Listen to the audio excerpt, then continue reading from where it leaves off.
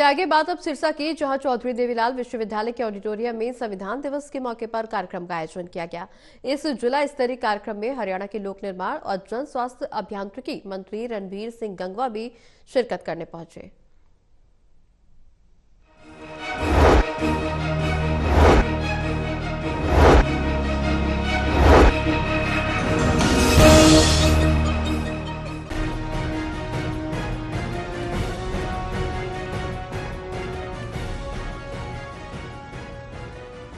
सिरसा के चौधरी देवीलाल विश्वविद्यालय के ऑडिटोरियम में संविधान दिवस के मौके पर कार्यक्रम का आयोजन किया गया। जिला स्तरीय कार्यक्रम में हरियाणा के लोक निर्माण और जन स्वास्थ्य अभियांत्रिकी मंत्री रणवीर सिंह गंगवा ने शिरकत की। इस मौके पर चौधरी देवीलाल विश्वविद्यालय के वाइस चांसलर अजमेर सिंह मलिक, सिरसा उपायुक्त शांतनु शर्मा, अतिरिक्त उपायुक्त लक्ष्य सरीन सहित अन्य अधिकारी गण और बीजेपी के कार्यकर्ता और नेता गण मौजूद रहे। साथ ही विश्वविद्यालय के छात्र छात्राओं और शहर के गणमान्य व्यक्ति भी उपस्थित रहे।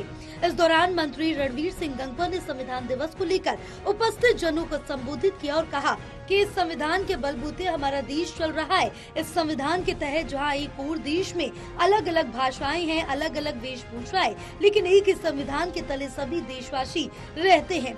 ये संविधान हमें देश की आजादी का एहसास दिलाता है और हमें अधिकार देता है, साथ ही हमें अपने कर्तव्यों के प्रति एहसास करवाने का भी काम करता है। उन्होंने कहा कि वो डॉक्टर भीमराव अंबेडकर और उनके संविधान सभा के जितने भी सदस्य थे उनको नमन करते हैं। इस तरह का संविधान लागू करने का काम किया। इसके साथ बहुत धन्यवाद करते हैं देश के प्रधानमंत्री नरेंद्र मोदी का, प्रदेश के मुख्यमंत्री नायब सिंह सैनी का, क्योंकि उन्होंने घोषणा की थी कि आज के दिन को संविधान दिवस मनाने का काम किया जाएगा।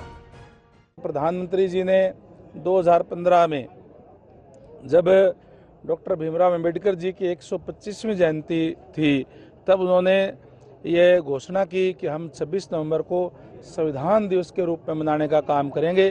और आज हमारे मुख्यमंत्री माननीय नायब सैनी जी ने निर्णय लिया कि हम क्योंकि आज 75 साल हो गए हैं पूरे इस संविधान के निर्माण के हुए, तो पूरे आज के दिन हर जिले हेडक्वार्टर पे, और जिले हेडक्वार्टर नहीं बल्कि सब डिवीजन लेवल पर भी ये संविधान दिवस जो मनाया जा रहा है।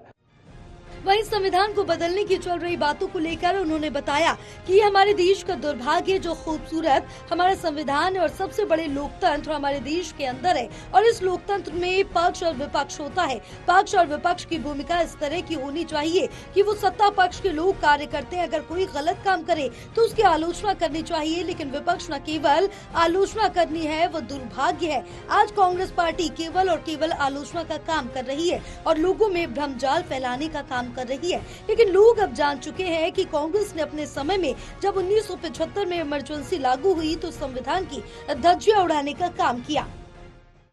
हमारे बहुत ही खूबसूरत हमारा संविधान है और सबसे बड़ा लोकतंत्र जो हमारे देश के अंदर है, और लोकतंत्र के अंदर, प्रजातंत्र के अंदर पक्ष और विपक्ष होता है, और जो पक्ष और विपक्ष दोनों की भूमिका इस टाइप की होनी चाहिए कि जो सत्ता पक्ष के लोग हैं वो कार्य करते हैं, और अगर कोई गलत काम करे उसको आलोचना करनी चाहिए, लेकिन केवल और केवल आलोचना के लिए ही आलोचना करनी है, ये दुर्भाग्य है।